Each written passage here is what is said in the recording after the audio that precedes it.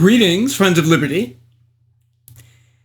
It recently came to my attention that Carl Benjamin and James Lindsay had a very lively Twitter debate about the desirability of ethnostates. During that debate, Carl argued that James was inconsistent in allowing the Jews to create an ethnostate in Israel, but not in allowing or recommending that the English create an ethnostate themselves. Was Carl right? And more broadly, are ethnostates desirable or necessary? Let's look at the historical evidence, the arguments for and against ethnostates, and whether Israel proves Carl's point, starting by defining what an ethnostate is. There are two ways, in which we can define ethnostates. First, an ethnostate can be a state that simply has a high percentage of one ethnic group. Examples here would be Japan, 97% Japanese, and South Korea, 95% Korean. Secondly, we can understand an ethnostate as a state that legally privileges one ethnic group over others with the law. So when America had slaves privileging whites over blacks, that was partly an ethnostate. And in this sense, although all ethnic groups, have equal rights once they are in Israel, Israel does control the ethnicity of its incoming immigrants by automatically granting Jews citizenship, but not automatically granting non-Jews citizenship. This ensures that Israel remains a majority Jewish country. So, for example, when millions and millions of Jews were fleeing the Soviet Union, many wanting to settle in West Germany, Israel apparently convinced Germany to create an upper limit of only 50,000 Jews accepted annually, which forced many Jews who wanted to go to Germany to migrate to Israel instead.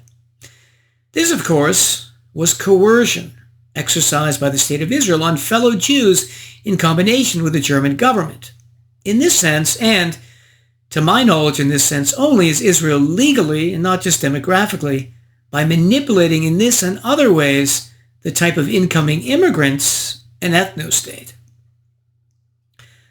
Having defined ethnostates, let's ask, are ethnostates in general a good idea? No, not generally, because privileging one ethnic group over others, depending on the hundreds of ways you could do that legally, doesn't, in the end, attract the best citizens of the world to your country or facilitate, once there, their productivity. What historical evidence do we have for this? America. America is the greatest historical proof against ethnostates. The essential criterion for being an American citizen being, do you believe in freedom? In freedom, not in being an Anglo-Saxon. If you do believe in freedom, the Lady of Liberty beckons you. And tens of millions of extraordinary people from other countries have come to America in the last 2 centuries. And they then bore tens of millions more American children who created the greatest superpower the world has ever seen, a superpower that, because it was not an ethnostate, helped save Britain and the world from the evil states of the 20th century. Why did open, mass migration work so extraordinarily well for America? Because, especially in the 19th century, it was a free country, a classically liberal country, unlike what it is today, and unlike today's England. America then, unlike modern England, had no welfare state, no drug war, obviously, unlike England, no net zero, no Central Reserve Bank manipulating the money supply and helping rack up the national debt, no Town and Country Planning Act like England today to destroy the real estate market, little modern public schooling, indoctrinating kids with harmful ideologies, and no gun control laws, meaning citizens could protect themselves. Freedom worked. Number 2, Germany. Germany's history too, although in a negative way, offers yet another great example why ethnostates are undesirable.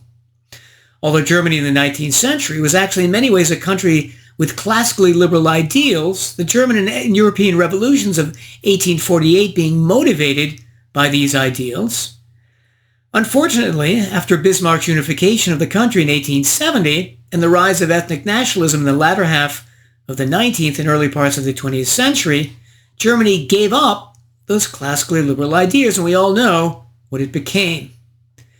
Despite the efforts of classically liberal German politicians like Eugen Richter, Ludwig Bamberger, and others to try to prevent this Teutonic slide into the ethnic hatred and pan-Germanism that Germany more and more espoused, the consequences were 2 world wars and the deaths of tens of millions of innocents.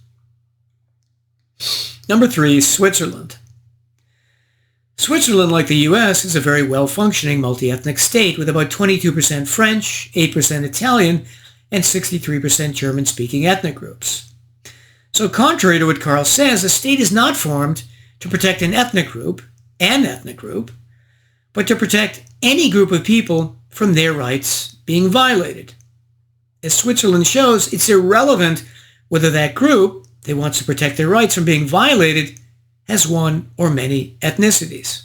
What matters is, do those one or more ethnicities believe that protecting property rights is important enough to form a nation?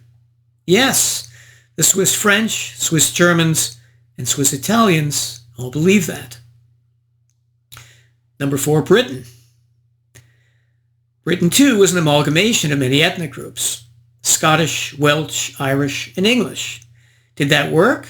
Yes, it worked, because they all believed in the end in protecting property rights, just like the Swiss and the Americans. And was Britain really an ethnostate when, leading up to 1290, it slaughtered many Jews and then kicked those that remained out of the country? Yes. And kept them out for 400 plus years? Yes. That's what being English meant then. Number 5. It should be noted, incidentally, that Carl's fundamental idea expressed elsewhere, that you can't change your ethnicity, is mistaken in 2 respects. First, it's irrelevant politically, because people of the same ethnicity can change their political values. So, for example, Britain around 1850 was primarily a classically liberal country. A century later, the socialistic ideals of the Labour dominated. But everyone's ethnicity, British, had remained the same, even though the country's political values had radically changed for the worse.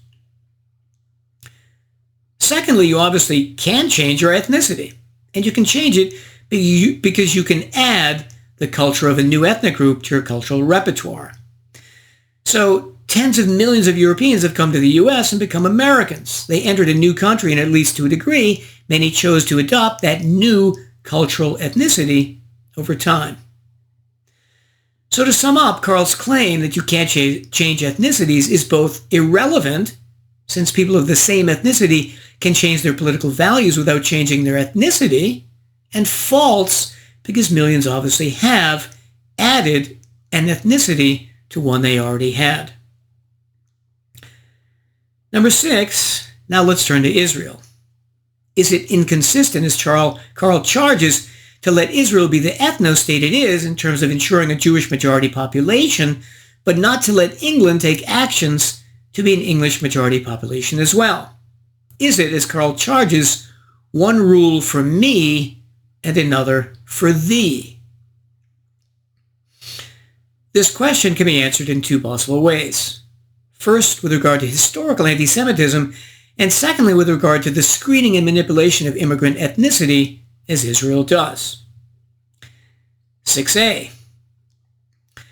So if the world has treated the Jews badly with its destructive anti-Semitism, pogroms, and Holocaust, but the world has not similarly treated Englishmen badly, then there's clearly a warrant for Israel to screen out non-Jewish nationalities, but no warrant in this respect for the English.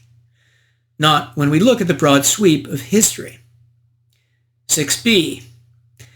There is, however, also a sense in which Carl can argue that, since certain ethnic groups like Muslim Pakistanis have demonstrated, for example, a greater percentage-wise mistreatment and criminality with regard to certain crimes against British women, Christians, and Jews in England, that this ethnic group and ethnic groups like these should be banned or subject to ethnic screening from entering England. Does this argument succeed?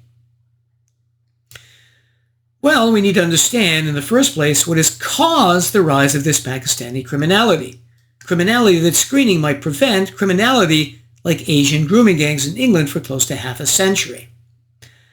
I, in fact, went over these causes of Muslim sexual criminality in great detail in my review of Peter McLaughlin's book, Easy Meat, in March of 2024. Let's briefly review those causes. Number one, the welfare and benefit state itself, all around Europe, attracts many more freeloading migrants into their countries than it otherwise would if it didn't have a welfare state. This, along with a constipated labor market, prevents integration and the acceptance of British values by Muslims, thus maintaining criminal Pakistani tendencies. The solution?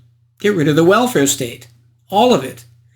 So, for example, the British state should immediately stop paying for the room and board for all migrants, legal or illegal, who come to Britain. Let them finance their own migration. Number two, another cause of Pakistani criminality is the vastly increased prevalence of the ideologies of multiculturalism, hatred of the West, and critical race theory in British public education, caused by the increased intellectual corruption of that higher and lower education through its greatly increased public funding since World War II. Without the state funding, the creation and proliferation of these ideologies, which have now infected, for example, many police departments, civil servants, and members of the press and politicians, both local and federal, there would never have become a woke Britain, nor a two-tiered system of justice. Solution? Privatize all education. That will destroy the multiculturalism and other ideologies, so tearing apart the fabric of British and Western society, a foundational cause for excusing Muslim criminality. Number three, the Equality Act 2010. This failed anti-discrimination morals legislation has acted to legally allow and privilege racism against whites while not punishing racism against non-whites. Repeal it. Number four, state broadcasting. In other words, the BBC, which supports the liberal, multicultural, politically correct dogmas created in the publicly subsidized universities in the two-tiered system of justice. Get rid of the BBC. Finally, number five, gun control, which prevents all responsible Britons from owning firearms and thus reducing rates of crime by protecting themselves and maintaining public order. If all responsible Britons could own firearms like they could 125 years ago in the year 1900, when crime rates were a fraction of what they are now, this would result in a significant reduction in crime on the streets of England today. Has Karl or any British politician ever pointed out this classically liberal solution to criminality? So seeing these five actual causes of the rise of sexual and other crimes in the UK, is Karl right in thinking that ethnic screening is the answer? No. Instead, implementing the solutions I just suggested would solve the problem of Pakistani grooming gangs without resorting to state coercion and ethnic filtering. But could we not say that screening is potentially the only politically realistic or expedient solution? Since the vast majority of Britons, like apparently Karl as well, do not understand the causes of the increased criminality and the value of the solutions I just offered? Maybe, but would that be necessary?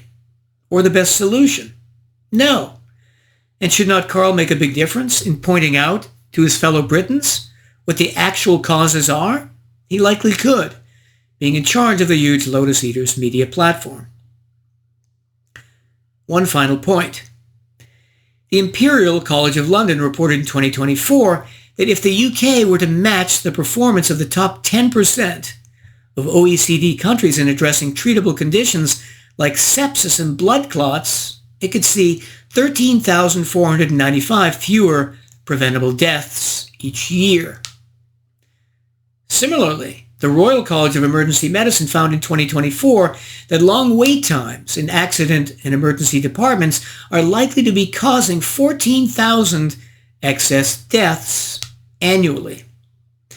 So 13,000 plus 14,000 totals 27,000 unnecessary deaths, and that doesn't include the many other ways that the NHS can kill you.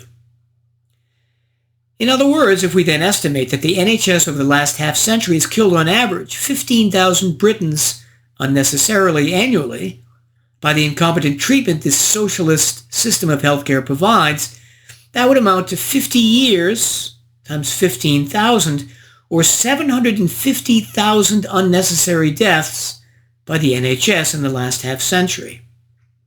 On the other hand, we have perhaps 100,000 rapes of British girls and young women by Pakistani grooming gangs also over that last half-century. Admitting then that both harms are horrible, are you, Carl, and other Britons focusing 7 times as much energy and attention on fixing the more deadly harm afflicting British society, primarily by white British doctors and nurses killing white British patients in the nationalized NHS? Isn't the answer in both cases just getting rid of A, the NHS, and B, enacting the solutions to immigration that I listed?